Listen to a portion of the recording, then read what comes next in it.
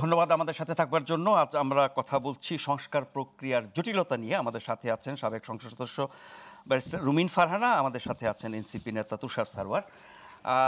রুমিন ফারহানা, বিরতির আগে তুষার অনেকগুলো কথা বলেছেন আপনাদের দল সম্পর্কে, নিশ্চয়ই আপনি শুনেছেন। আমি শুধু বলেছি যে জনাব মির্জা আব্বাসের এই বক্তব্যটাই বিএনপির অবস্থান কিনা, বা বিএনপির অন্যান্য নেতাদের বক্তব্যের রেফারেন্সে তিনি যা বলেছেন, জাতিসংঘ মহাসচিবের সাথে বৈঠকের পর যা বলেছেন, তাতে করে মানুষ কি এটা ধরে নিতে পারে না যে সংস্কারের ব্যাপারে আপনাদের আগ্রহ বা অনীহা আছে?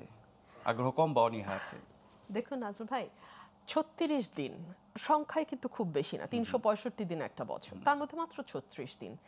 এই 36 দিনে বাংলাদেশের মানুষের মনোজগতে একটা বিরাট ওলট পালট হয়ে গেছে। আমি একজন ক্ষুদ্র রাজনৈতিক কর্মী, আমি রাজনীতিবিদ এবং আইনজীবী, মানবাধিকার নিয়ে কাজ করেছি দীর্ঘ সময়। আমার নিজের ভেতরে আমি যে পরিবর্তনগুলো দেখি, সেটা হয়তো এই 36-এর অভ্যুত্থান না হলে হয়তো সেরকম হতো না, আমি জানি না। এরকম পরিবর্তন বহু মানুষের মধ্যে হয়েছে। আপনি যে দেয়ালে গ্রাফিতিগুলো পড়েন, এখনো তো আমরা যখন দীর্ঘ সময়ে ট্রাফিকে আটকে থাকি ঘন্টার পর ঘন্টা, দেয়ালের লেখাগুলো পড়ে মুখস্থ হয়ে গেছে, পড়তে পড়তে অলমোস্ট মুখস্থ হয়ে গেছে। এই লেখাগুলো গভীর জীবনবোধ এবং রাজনীতিবোধ থেকে উৎসরিত। এই লেখাগুলো শুধু লেখা না, এই লেখাগুলো বহু মানুষ মনে প্রাণে বিশ্বাসও করে। হ্যাঁ, সো এই পরিবর্তনটা শুরু হয়েছে। এখন এই পরিবর্তনটা কতটুকু টিকবে, কতটুকু টিকতে দেয়া হবে, কতটুকু দীর্ঘ সময় ধরে থাকবে এবং আদৌ প্রিভেইল করবে কিনা, টিকে যাবে কিনা, সেটা একটা বিরাট প্রশ্ন। তবে সামনের রাজনীতি আমি খুব পরিষ্কার দেখি না। ঠিক একটা নির্বাচন হবে, একটা দল ক্ষমতায় চলে আসবে, তারপরে আবার একটা 5 বছর পরে চমৎকার নির্বাচন হবে, তারপর আরেকটা দল, কোনো একটা দল আসবে বা ওই দলটি আবার আসবে। আমি সামনের মানে এরকম স্বাভাবিক প্রক্রিয়া দেখছেন না? না, আমি দেখি না। কারণ আমি দেখি না এই কারণেই রাজনীতিটাকে একেবারে নোংরা করে ফেলবার জন্য দায়ী বাংলাদেশের রাজনীতিবিদরা। হ্যাঁ, সব সহ গত 15 বছর হাসিনা বাংলাদেশে কোনো রাজনীতি রাখে নাই। এর আগেও যে একেবারে খুব ভালো রাজনীতি ছিল তা আমি বলছি না, কিন্তু 15 বছর একেবারে বাংলাদেশ থেকে রাজনীতিকে ঝেঁটিয়ে বিদায় করা হয়েছে।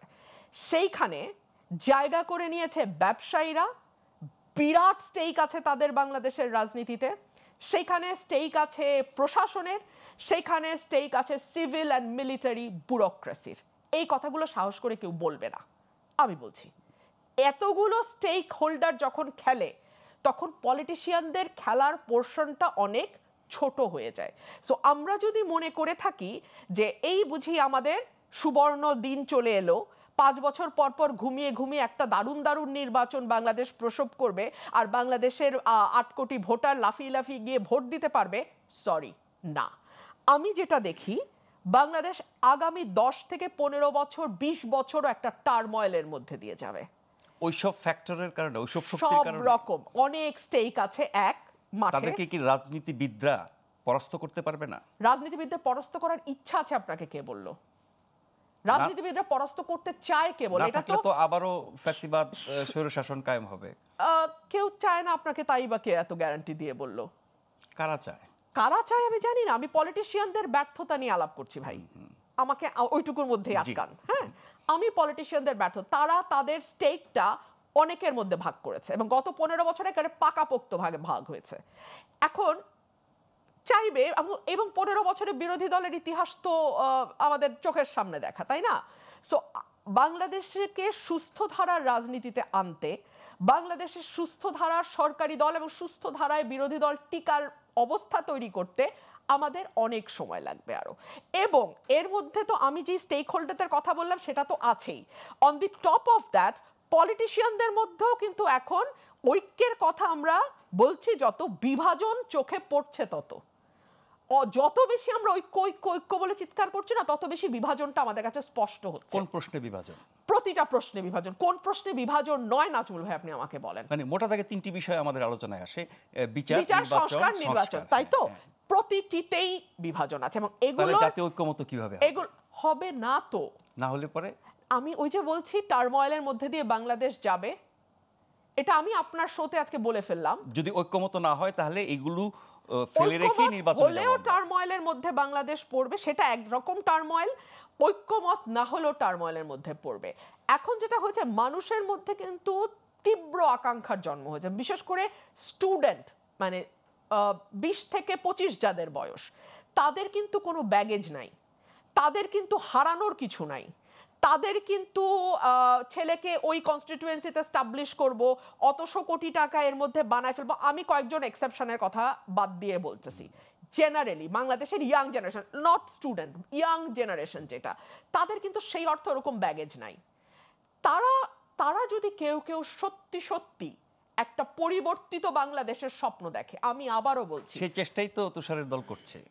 তারটা উনি বলবেন, আমি বলছি তারা যদি সত্যি সত্যি একটা পরিবর্তিত বাংলাদেশ, একটা পরিবর্তিত রাজনৈতিক সংস্কৃতির স্বপ্ন দেখে থাকেন, তাহলে এটা এই যে আমাদের 50-53 বছরের এক ধরনের গেড়ে বসা ব্যবস্থা, সেখান থেকে সমূলে উৎপাটন করে নতুন ব্যবস্থা স্টাবলিশ করা, it will take time, it will take lots of fight, এবং নানান রকম টার্ময়েলের মধ্যে বাংলাদেশ যাবে। আমি আপনাকে শুধু এইটুকু আজকে বলতে পারি। আপনার লাস্ট লাইনটার সাথে একটা ছোট্ট কোয়েরি আছে আমার।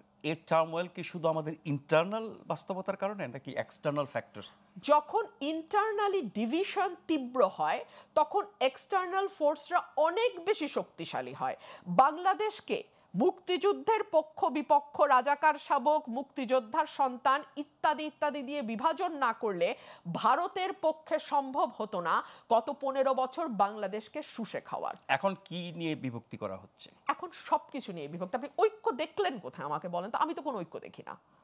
ঐক্য, সবাই ভালো রাজনীতি, ভালো গণতন্ত্র, ভালো শাসন ব্যবস্থা, ন্যায় বিচার, আমার ভাই এখানে সুবিচার। বসেই সন্দেহ করছেন এটা আদৌ আমরা বিএনপি মিন করছে কিনা। বিএনপি ভাবছে তারা যে সংস্কারের কথা বলে তারা কি আদৌ মিন করে? তারা তো ডিলে করতে চায়। সো আপনি ঐক্যমত, আমরা হয়তো মানুষকে এক ধরনের আশ্বস্ত করবার চেষ্টা করছি, বাট আমি মনে করি যে মানুষকে প্রিপেয়ার করারও ব্যাপার আছে। বাংলাদেশের জার্নি খুব স্মুথ আমি দেখি না। স্মুথ হলে তো আলহামদুলিল্লাহ ভাই, বাংলাদেশ ছাড়া আমার পৃথিবীর আর কোথাও কোনো যাওয়ার জায়গা নাই, 2 দিন থাকার মতন, খরচ বিয়ার করবার মতন অবস্থাও নাই, আমার বাংলাদেশেই থাকতে হবে। সো আমি চাই বাংলাদেশটা স্থির থাকুক, সুস্থির থাকুক, সুস্থ থাকুক, তাহলে আমি টিকতে পারবো। জি।